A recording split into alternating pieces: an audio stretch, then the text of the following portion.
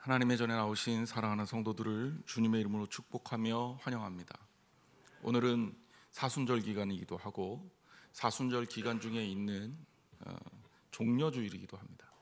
종려주일은 예루살렘 입성을 하시는 예수님을 기억하고 기념하기 위한 절기고, 오늘 예루살렘에 입성하심으로 예수님은 본격적인 고난의 행보를 기억하십니다. 종려주일을 생각하며 많은 사람들이 불렀죠. 호산나 다윗의 자손, 유대인의 왕 예수를 축복하고 종려나무 가지를 흔들면서 열광했던 그들이 불과 얼마 되지 않아 예수님을 십자가에 못 박는 어리석은 군중으로 바뀌게 된 그 순간에, 저는 가끔 예수님께서 종려나무 가지를 보신, 그리고 그 예수님을 환영했던 백성들을 보면서 예수님이 어떤 마음으로 예루살렘에 입성하셨을까를 생각해 봅니다. 생각보다 그렇게 마음이 기쁘고 즐겁지는 않으셨을 것 같아요. 누구보다 예수님은 십자가의 길을 알고 계셨고, 그 길을 통해 하나님의 구원을 이루시는 뜻 또한 알고 있었으며, 저 백성들이 자신을 팔고 자신을 십자가에 매달리게 할 것이라는 것도 알고 계셨을 것입니다. 그런 면에서 예수님의 그 아픔과 그 고난을 기억하고, 오늘 종려일이 주일이지만 또한 고난주간을 여는 첫 번째 날로 가상칠언, 예수님께서 십자가에서 남기신 7마디의 말이에요. 이 가상칠언을 묵상하기를 부탁을 드립니다. 오늘부터 앞으로 월요일부터 금요일까지 이르는 총 7번의 예배 가운데 하나님 말씀, 특별히 예수님께서 우리에게 남기신 십자가상에서의 그 7마디의 절절한 한마디 한마디를 묵상해 나갈 예정입니다. 말씀을 통해서 은혜 받으시고 예수님의 십자가의 길에 동참하시는 저 여러분이 되시기를 주님의 이름으로 축원합니다. 예수님께서 남기신 이 7마디의 말을 그냥 오늘 우리들의 일반적 용어로 얘기하면 유언이라고 할 수 있을 것 같아요. 보통 사람들은 어떤 유언을 합니까? 유언이라 함은 그 사람의 생애 마지막에 남기는 말이라 중요하게 여겨지기 마련입니다.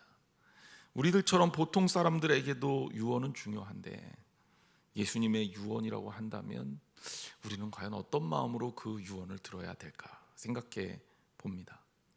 일반적으로 유명한 사람들, 그 사람들의 유언을 좀 같이 생각해 볼게요. 여러분들이 이 분들의 유언을 들으면서 나는 어떤 유언이 좋겠다, 나는 이 땅에서 마지막 말을 남긴다면 어떤 말을 하고 싶다, 이런 생각을 한번 해보시기 바랍니다. 2011년에 스티브 잡스라는 아주 유명한 혁명가가 있었죠. 췌장암으로 56세의 나이로 사망합니다. 그 당시 그의 재산이 70억 달러예요. 그냥 1대1로만 해도 거의 어마어마한 그 돈이라고 할 수 있는데, 이 70억 달러의 재산을 남긴 그가 이런 말을 남깁니다. 침대에 누워 병들어 한평생을 돌아보고 있는 지금, 나는 임박한 죽음 앞에서 내가 가진 모든 재산은 무의미하다는 것을 깨닫는다. 나는 어떤 직업에든 최고의 사람을 고용할 수 있는 돈이 있지만 나를 위해 내 병을 치료할 사람을 고용하는 것은 불가능하다. 돈 가지고 할 수 없는 일에 대해서 가슴 아파했던 유언이라고 볼 수 있죠. 촌철살인으로 유명했던 조지 버나드 쇼는 이런 말을 마지막으로 남겼습니다. 내 언젠간 이렇게 될 줄 알았지. 최고의 과학자 중에 한 명인 아이작 뉴턴은 이런 이야기를 또 남겼어요. 세상이 나를 어떻게 보는지 잘 모르겠다. 하지만 난 자신을 바닷가에서 장난을 치는 소년이라고 생각해왔다. 평범한 조약돌이나 조개 껍데기가 아닌 더 동그랗고 특이한 조약돌과 더 예쁜 조개 껍데기를 찾아다니는 소년 말이다. 내 앞에는 거대한 진리의 바다가 많은 비밀을 간직한 채 펼쳐져 있었다. 뉴턴은 독실한 크리스찬이기도 합니다. 그래서 이런 이야기를 할 수 있었는지도 모르겠다 생각이 듭니다. 아시아의 성인이라고 불리우는 공자는 이런 말을 남깁니다. 지는 꽃처럼 현자는 그렇게 가는구나. 최고의 권력 투쟁으로 로마의 황제로서 권력을 누렸던 줄리어스 시저는 그가 아꼈던 부하 브루투스에게 배반을 당하면서 브루투스 너마저도라는 유명한 말을 남겼습니다.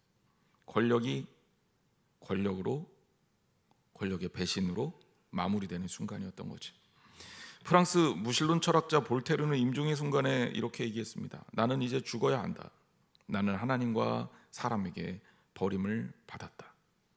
신에 대한 지적 반항으로 일관해온 그의 삶이 절망으로 마무리가 지어졌습니다. 마릴린 먼로라는 유명한 배우의 연인이었던 조 디마지오라는 야구 선수가 있어요. 그는 이런 유명한 말을 남겼는데, 마침내 마릴린을 볼 수 있겠군. 이것이 그의 유언이었다 그러죠. 로맨티스트로서 글을 남긴 것 같습니다.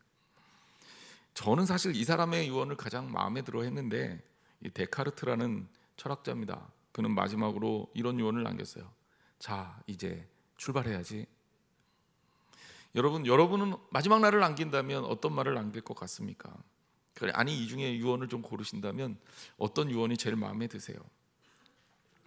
저는 오늘 사실 이 사람들의 유언을 여러분들에게 얘기해 드리려고 이 자리에 쓴 것이 아니죠. 예수님이 하신 마지막 말씀을 여러분과 나누고자 한 겁니다. 그것은 바로 예수님의 말씀은 이 사람들과 어떻게 달랐을까를 좀 생각해 보자는 의미가 있는 거예요. 우리가 생각하는 그냥 유명한 사람들, 그리고 존경받을 만한 사람들, 역사의 획을 그은 사람들의 여러 가지 이야기들, 그들 이야기와 예수님의 이야기와 어떻게 다르냐 이거죠. 예수님은 십자가상에서 총 7마디의 말씀을 남기셨습니다. 힘드셨을 테니 이것이 장문으로 이어지지는 못했어요. 짧게 예수님은 나오지 않는 목소리로 힘겹게 말씀을 남기셨을 겁니다. 그리고 그 예수님의 7마디의 말씀은 우리의 마음에, 우리의 가슴에 남겨져 있는 말씀이 되었습니다. 고난주간의 시작 동안 우리 성도들과 함께 그 말씀 하나하나를 만나기를 원합니다. 여러분, 웬만하면 하나도 빠짐없이 말씀으로 받으시는 시간 되기를 주님의 이름으로 축복합니다. 오늘 본문 말씀은 누가복음 23장 34절입니다. 예수님의 가상칠언 중 첫 번째 말씀으로 일반적으로 알려져 있는 말씀이죠. 이에 예수께서 이르시되 아버지 저들을 사하여 주옵소서. 자기들이 하는 것을 알지 못함이니이다. 이 말을 남기시기 직전에 예수님은 로마 병정에 의해서 십자가에 달리셨습니다. 십자가에 달려서 정말 죽어가고 있는 그 시점에 이미 십자가를 지고 오면서 땀도 피도 다 쏟으셔서 정말 견딜 수가 없는 그 허탈한, 그리고 그 힘겨운 삶의 순간에 예수님은 희한하게도 저들을 용서해 줄 것을 예수님께 구하고 있습니다. 예수님은 십자가에 매달고, 그리고 그 예수를 조롱했던 로마 군인들은 이 예수님의 말씀이 낯설 수밖에 없었을 거예요. 여러분은 어땠겠습니까? 여러분은 어떻게 했을까요? 일반적으로 많은 사람들은 죽음을 앞에 두고, 더구나 자기들이 자기의 손으로 혹은 다른 이유 때문에 병들어 죽는 게 아니라 억지로 생명을 마감해야 하는 그 위치에서 정말 처절하게도 누군가를 원망하며 억울하다고 소리치고 욕하고 심지어 조롱합니다. 제가 정말 죄수들, 또 연쇄살인범, 이런 사람들은 과연 죽음을 앞두고 무슨 말을 남겼을까 궁금해서 막 찾아봤어요. 그랬더니 정말 많은 이야기들을 남겼는데, 1930년대 유명했던 칼 판스람이라는 연쇄살인마가 있거든요. 그 사람은 이런 얘기까지 했더라고요. 야, 서둘러 이 멍청아. 이 시간이면 10대 명은 더 죽이고도 남았어. 그런데 예수님은요, 십자가에 달린 그 죄인들과 결을 완전히 달리해서 예수님의 핵심적인 첫 번째 가상치료는 용서였습니다. 바로 그 용서의 의미를 오늘 이 시간에 여러분과 같이 나누고자 합니다. 본문을 좀 다시 한번 생각해 보면, 본문의 예수님은 아버지여 저들을 사하여 주옵소서 이렇게 말하고 있거든요. 이 사하다라는 말은 헬라어로 아피엠이라는 단어인데요, 이 아피엠이라는 단어는 해방시키다, 자유롭게 하다, 이런 뜻을 가지고 있는 뜻입니다. 그러니까 이 사하다라는 의미가 죄로부터 놓여서 자유롭게 하다의 의미이겠죠. 이 아피엠이라는 단어가 성경에서 어떻게 쓰여지고 있는지를 찾아보면 요한복음 11장 43절과 44절 말씀 중에 나오는데 나사로를 살리신 본문이에요. 그래서 이 나사로를 살리신 본문을 읽어보면 이 말씀을 하시고 큰 소리로 나사로야 나오라 부르시니 죽은 자가 수족을 배로 동인 채로 나오는데 그 얼굴은 수건에 쌓였더라. 예수께서 이르시되 풀어놓아 다니게 하라 하시니라. 그런데 여기에 다니게 하라라는 말이 아피에미라는 단어입니다. 그러니까 우리가 이 의미를 좀 더 짐작할 수 있는 거죠. 예수님께서 저들을 사하여 주옵소서라는 이 사하다의 원어 아피에미는 저들을 죄에서 놓여서 해방되게 하옵소서, 자유롭게 해 주옵소서라는 기도였다는 겁니다. 예수님의 마지막 십자가상에서의 7마디 말씀 중에 첫 번째 말씀이 우리를 죄에서부터 자유롭게 하시기를 원하셨다. 심지어 자기를 못 박으려는 사람들조차도 죄로부터 놓여지기를 원하셨다는 거예요. 그리고 하나님께 그들을 용서해달라고 기도하신 겁니다. 우리는 크리스찬입니다. 크리스찬이라고 말합니다. 교회에 다니는 사람이에요. 우리는 예수 그리스도를 따르는 사람입니다. 근데 여러분, 과연 우리는 어떤 모습으로 예수 그리스도를 따르고 있습니까? 진실로 예수 그리스도를 위해서 예수 그리스도의 가신 그 길을 따르고 있습니까? 아니면 그저 흉내를 내고 있습니까? 아니면 흉내조차도 안 내고 있습니까? 오늘 우리는 다시 한번 말씀 가운데 예수님의 용서의 말씀을 깨닫기를 원합니다. 그런데 우리가 참 안 돼요. 왜 용서하는 일이 이렇게 쉽지가 않을까? 왜 우리에게 용서가 이토록 어려울까? 예수님이 이 남기신 말을 통해 생각해 보도록 하겠습니다. 첫 번째, 용서가 안 되는 이유는 기도하지 않아서 그래요. 용서는요, 기도로부터 출발합니다. 예수님의 가상칠언의 처음이 어떻게 시작이 됩니까? 아버지요, 아버지여 저들을 사하여 주옵소서. 아버지께 아버지를 부르며 시작하고 있습니다. 하나님 아버지를 부르는 이유가 뭡니까? 그만큼 간절한 거예요. 보통 아이들은요, 자기가 감당하기 어려운 일이 생기면 부모를 불러요. 당연하지 않겠습니까? 예수님은 이 시간에 간절한 거예요. 용서를 하나님 앞에 요청하고 있는 겁니다. 우리가 용서 잘 못하는 이유가 있다 그랬잖아요. 용서 왜 잘 못합니까? 원래 인간은 용서 잘 못해요.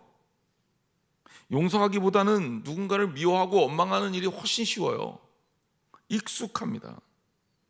누군가 조그만 기분 나쁘게 나한테 굴면 그게 마음에서 안 사라지는 게 인간이에요. 그리고 누구한테 받은 은혜는 마치 당연하다는 것처럼 금방금방 까먹습니다. 그게 사람이에요. 우리가 왜 용서 못하냐? 인간이니까 그래요. 왜 용서를 못하냐? 내가 하려니까 못하는 겁니다. 여러분, 용서의 시작은 기도입니다. 용서하기가 어려워요. 기도하세요. 내가 아니라 주님께서 우리에게 용서할 수 있도록 힘 주시는 거예요. 예수님조차도 아버지를 찾고 있습니다. 아버지께 부탁하고 있습니다. 예수님이 하신 것처럼 하나님께 구하세요. 예수님은 심지어 자기를 팔은 유다도, 그리고 자기를 버리고 떠나간 베드로도, 그리고 심지어 자기를 십자가에 방기한 빌라도도, 예수님을 못 박으라고 했던 군중들도, 주님을 못 박은 로마의 군인들도 마음속에서 용서하고 그 용서를 구하고 있는 겁니다. 그것이 기도로 이루어지고 있다는 거예요. 아버지요 라고 부르면서 시작한 이것은 예수님의 정말 짧고 굵은 십자가상에서 뱉어놓으신 최고의 기도였음을 기억하시기를 바랍니다. 여러분, 분 품지 마세요. 주님이 우리 용서하신 것 생각하면 우리가 용서 못할 게 무엇이 있습니까? 예수님이 우리의 죄를, 우리의 잘못에 비하면 정말 우리는 죽을 수밖에 없는 죄인인데 우리 용서해 주셨잖아요. 그래서 우리 이 자리에 예배할 수 있는 것 아닙니까? 그렇다면 우리도 용서해야죠. 근데 목사님 도저히 안 돼요. 못하겠다. 그럼 어떻게 해야 됩니까? 기도부터 하면 돼요. 기도합시다. 언제까지 합니까? 용서될 때까지 하면 돼요. 그렇습니다. 기도하지 않기 때문에 용서 못하는 거고, 기도해야 용서할 수 있는 겁니다. 기도하는 저와 여러분 되시기를 주님의 이름으로 축원합니다. 두 번째, 용서는요, 용서하고자 하는 대상을 공감하고 이해하려는 데서 출발합니다. 저는 예수님의 이 기도가 더 마음이 아팠던 이유가 뭐냐면요, 저들을 용서를 구하면서 그들을 걱정해요. 저희가 하는 것을 알지 못함이니이다. 예수님이 그들을 변호하시는 거예요. 하나님 앞에서 그들을 변호하시는 거예요. 그들이 몰라서 그랬습니다. 십자가에 예수님을 못 박았던 그들, 그렇죠. 만약에 알았다면, 예수님이 메시아고 심판주고 우리를 살리기 위해서 이 땅에 오셨던 걸 알았다면 정말 그랬을까요? 몰랐으니 그랬겠죠. 여기서 우리가 하나 깨달아야 돼요. 안다는 것은 굉장히 중요한 거예요. 모르면 굉장히 위험합니다. 모르는데 안다고 생각하는 사람이 제일 위험한 거예요. 안다는 것은 그만큼 중요합니다. 2차 세계대전 일으켰던 전범이죠, 히틀러. 그 히틀러는요, 쿠데타나 이런 것들을 통해서 권력을 잡은 게 아닙니다. 여러분, 히틀러가 나치당의 당수였어요. 그리고 국민투표를 해서 국민들의 지지를 받아서 나치 일당 독재 시대를 연 거예요. 물론 대선에선 졌지만, 대선에서 이겼던 힌덴부르크인가요? 그 사람이 대통령에서 물러나고 히틀러가 일당 독재를 시작합니다. 국민들의 지지를 30%를 넘게 받았던 사람이에요. 수많은 사람을 죽게 만들고 수많은 사람을 학살했어요. 그 단위가 1000만 명 가까이 돼요. 유태인만 600만 명을 죽인 겁니다. 전쟁으로 죽은 사람들 숫자를 생각하면 이루 말할 수가 없는 거죠. 독일 국민들은요, 그때를 지금도 부끄러워합니다. 그리고 그때를 지금도 계속 반성하고 잘못했다고 그렇게 용서를 구하고 있어요. 전쟁이 끝나고 많은 사람들이 물었어요. 어떻게 나치를 지지할 수 있었냐? 어떻게 히틀러를 지지할 수 있었냐? 그들이 했던 수많은 답변 중에 하나가 뭐냐? 몰라서 그랬다는 거예요. 몰라서. 그럴 줄은 몰랐다는 거죠. 우리는 어떻습니까? 우리 수많은 변명을 하며 지냅니다. 몰라서 그랬어요.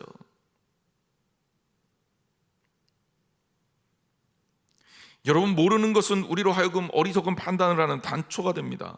그것 때문에 예수님이 죽으셨고요, 그를 십자가에 매달고 모진 욕을 해댔던 사람도 몰라서 그랬습니다. 몰라서 제자들은 예수님을 버리고 뿔뿔이 흩어졌고요, 몰라서 유대인들은 예수님을 반대하고 십자가에 못 박았고요, 몰라서 로마의 병사들은 예수님을 희롱하고 조롱했습니다. 예수님을 은삼십에 판 유다도 그랬어요. 몰랐어요. 빌라도도 예수님을 구할 수 있었는데도 한 걸음 빼면서 예수님을 방기했던 이유가, 자기 책임을 방기했던 이유가 몰라서 그랬습니다. 오늘 우리도 마찬가지잖아요. 몰라서 수많은 죄를 짓잖아요. 몰라서 실수하잖아요. 몰라서 잘못하잖아요. 여러분, 알고 나쁜 짓 하는 사람은 진짜 나쁜 사람이지만, 몰라서 했다 하더라도 그 책임은 우리가 져야 돼요. 그래서 몰랐더라도 우리는 하나님 앞에 분명하게 회개하고 지금까지의 삶의 태도를 고쳐서 앞으로의 삶은 몰라서 실수하지 않도록 영적 분별력과 통찰력을 키우기 위해서 노력하는 것 아닙니까? 그래서 하나님 말씀에 몰입하고 하나님께 예배하고 실수했던 것들을 주 앞에 내려놓고 회개하고, 그리고 어떻게 우리가 선택해야 될 것인지, 어떻게 주의 뜻에 따라 살아야 될 것인지 몸부림치며 이 길을 가고 있는 것 아닙니까? 예수님도 몰라서 그랬다는 이야기를 듣지 않기 위해 제자들에게, 사람들에게 깨어 있으라고 말씀하시는 것 아닙니까? 여러분, 무지함이 죄를 정당화시킬 수 없어요. 무지한 잘못도 회개해야 합니다. 그 인간의 무지함과 연약함을 예수님이 누구보다도 잘 아신다는 거예요. 우리의 이 한계, 우리의 이 불쌍함, 우리의 이 연약함을 예수님은 누구보다도 잘 이해하고 계신다는 거예요. 몰라서 그럴 수밖에 없었던 우리를 예수님이 용서해달라고 요청하고 있는 겁니다. 그게 사랑이고 그게 진짜 용서예요. 자동차 운전을 하다 보면 가끔씩 깜짝 놀랄 때가 있죠. 차선을 변경할 때 옆에 차가 백미러에 안 보일 때가 있습니다. 그 영역을 우리가 블라인드 에어리어 혹은 블라인드 사이드 이렇게 불러요. 가려진 옆, 가려진 영역 이런 뜻이죠. 저는요, 운전할 때만 그런 게 아니라고 생각해요. 살다 보면요, 정말 놓치는 경우가 깜짝깜짝 놀라는 경우가 너무나도 많아요. 왜? 내가 미처 생각하지 못했던 것, 내가 미처 알지 못했던 것, 미처 볼 수 없었던 것들이 너무 많기 때문에 그래요. 그래서 그것 때문에 실수도 하고 그것 때문에 문제도 생기는 거죠. 여러분, 제가 이런 얘기를 하는 이유가 뭐냐? 우리의 연약함을 분명하게 알라는 거예요. 그럼 우리는 우리의 연약함을 인지하면 어떻습니까? 겸손할 수 있잖아요. 나의 부족함을 인지하고 우리가 늘 겸손해야 될 이유입니다. 또 한편으로 제가 이런 말씀을 드리는 이유가 뭐냐? 우리가 다른 사람도 그렇게 이해해야 한다는 거예요. 다른 사람에게도 몰라서 그런 부분이 있어요. 연약한 부분이 있어요. 모자란 부분이 있어요. 왜 용서가 안 되냐? 사람들이 대부분 그래요. 나에 대해서는 되게 관대해. 그런데 다른 사람에 대해서는 하나도 안 관대해요. 다른 사람들에 대해서는 요만큼의 잘못도 그냥 안 넘어가요. 그런데 내가 이야기하고 내가 그럴 수 있다고 생각해요. 나는 충분히 그럴 수 있다고 생각해요. 여러분, 우리의 연약함을 우리는 잘 알아야 합니다. 예수님은 우리의 연약함을 누구보다도 잘 이해하고 계셨어요. 그래서 우리를 사랑하고 용서할 수 있었단 말입니다. 우리도 우리만 생각할 것이 아니라 우리의 연약함과 나약함을 다른 사람들에게도 확장시켜서 이해해야 합니다. 어떻게 용서할 수 있냐고요? 그 사람도 나처럼 실수하는 사람이에요. 그 사람도 나처럼 잘 모르는 사람이에요. 그렇기 때문에 예수님처럼 마음의 분노를 내려놓고 그들을 용서하는 거예요. 예수님의 십자가에서의 사랑을 생각해 보세요. 그게 가능한 일입니까? 나를 죽이고 나를 조롱하고 심지어 나를 핍박하고 죄도 없는데 억울하게 당하고 있는 그 시점에서 그들을 위해서 했던 기도가 첫 번째 기도란 말이에요. 그들을 위해서 저들이 알지 못하고 하는 일입니다.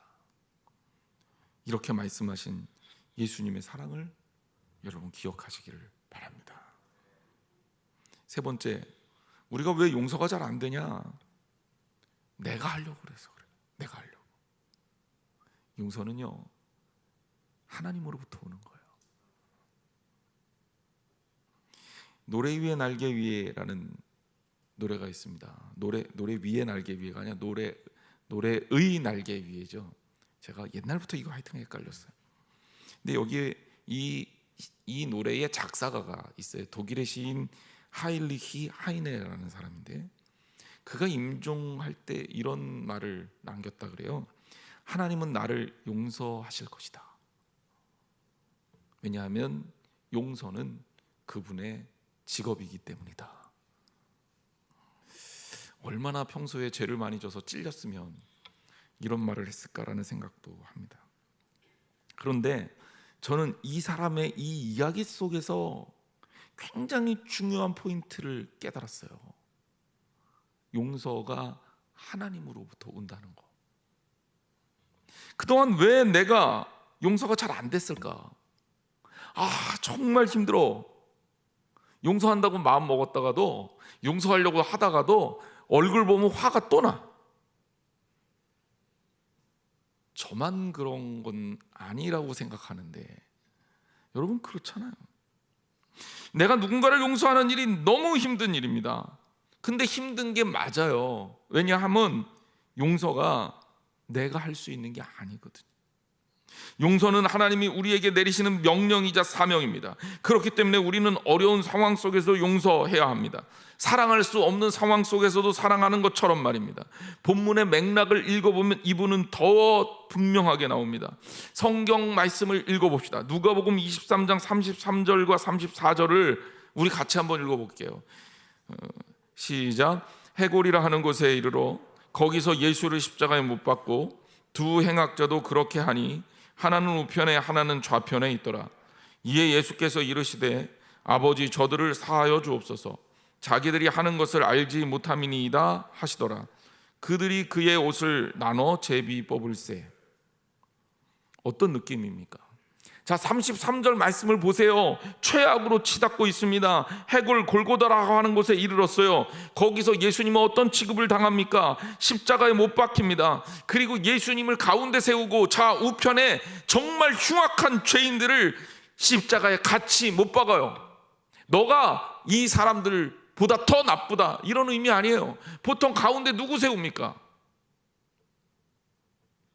그런데 그 십자가의 중앙에 예수를 세우고 좌우에 사람을 죽인, 그리고 온갖 죽어 마땅한 죄를 지은 그런 사람을 좌우에 세워요. 그렇게 십자가에 매달린 겁니다. 그런데 예수님이 여기에 이렇게 얘기하시는 거예요. 예수님께서 아버지 저들을 사하여 주옵소서. 자기들이 하는 것을 알지 못함이니이다. 여기 33절과 34절을 연결하는 단어가 있어요. 이해라는 단어. 이해라는 단어는 헬라어로 대라는 단어입니다. 이 대라는 단어는 그러나 오히려라는 뜻이 있어요. 그러나 오히려. 이해라고 부드럽게 이어가고 있지만 이 단어는 그러나 오히려, 더욱이 이렇게 번역할 수 있는 단어입니다. 그럼 그러나 오히려라는 단어를 넣어서 우리가 이 말씀을 보자고요. 그렇게 십자가에 못 박고 하나는 우편에 하나는 좌편에 있더라. 그러나 오히려 예수께서 이르시되, 이거예요. 이해라는 단어가 너무 평안하게 두 절을 연결하고 있지만 상황은 처절하게 이를 때 없습니다. 엄밀하게 따지면 할 수 없는 기도예요. 엄청난 고통이 밀려오는데, 화가 머리끝까지 치밀어 오르는데, 억울함으로 눈물이 흐르는데, 그 상황에서 저들을 용서해달라는 기도를 남기신 거 있는 겁니다. 저는 이 말씀 앞에서 설교를 준비하면서 끊임없이 주님의 음성을 들었어요. 주님이 우리에게 묻고 계시는 거예요.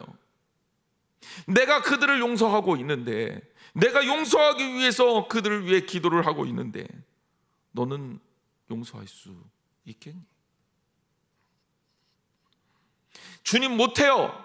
내가 어떻게 합니까? 내 눈에 흙이 들어와도 그거는 안 돼요. 내가 딴 사람은 다 돼도 저 사람은 안 돼요.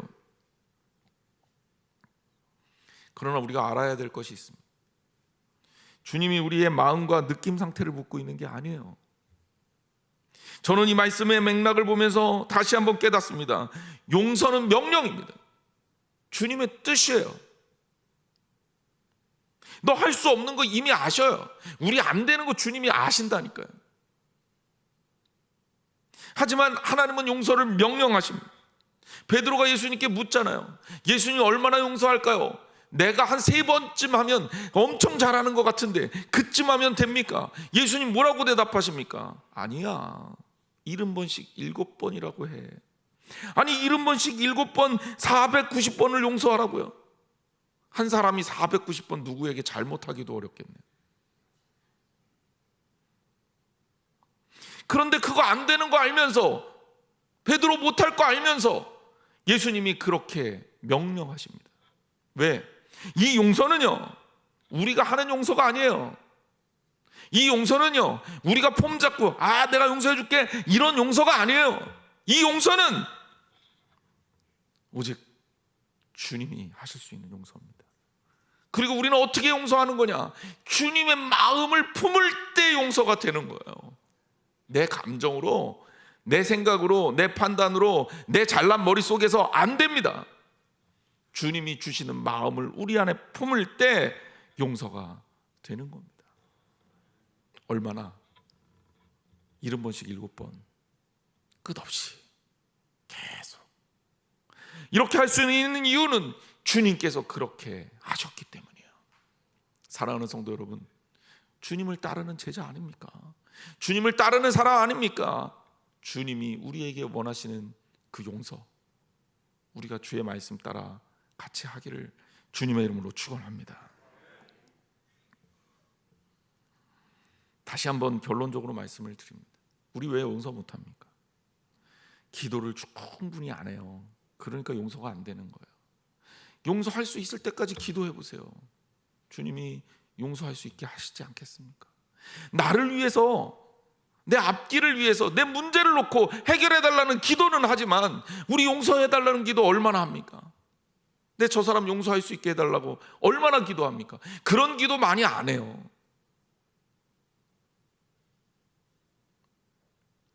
또 용서가 왜 안 됩니까? 공감을 못 하는 거예요. 그 사람의 입장을 이해하지 못하는 거예요. 나만 생각하는 거지. 나는 할 수 있고 저 사람은 할 수 없다고 생각하죠. 예수님의 말씀을 생각해 보세요. 그들이 알지 못합니다. 알지 못해서 저렇게 하는 겁니다. 주님이 우리에게 들려주시는 메시지예요.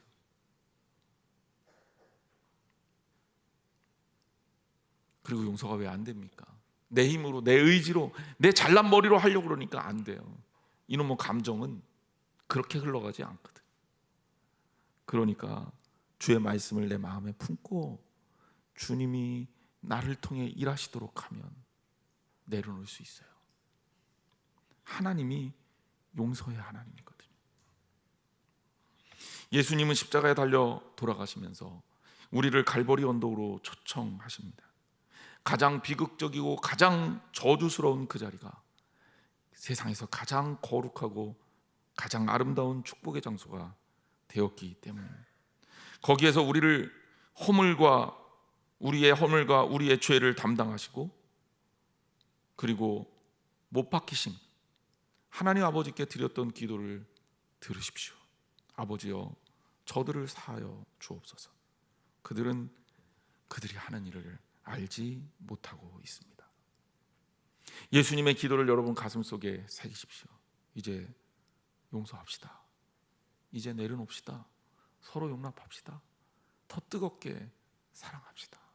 여러분 마음속에 있는 그 누군가를 이제 주님의 사랑으로 녹여주세요. 그리고 주님 손잡고 주님과 함께 행복한 우리의 삶을 이어갑시다. 용서 속에, 화해 속에, 서로 용납함 속에 진정한 행복이, 축복이 담겨 있습니다. 우리 예수님의 마음을 기억하며 우리 찬양하기 원합니다.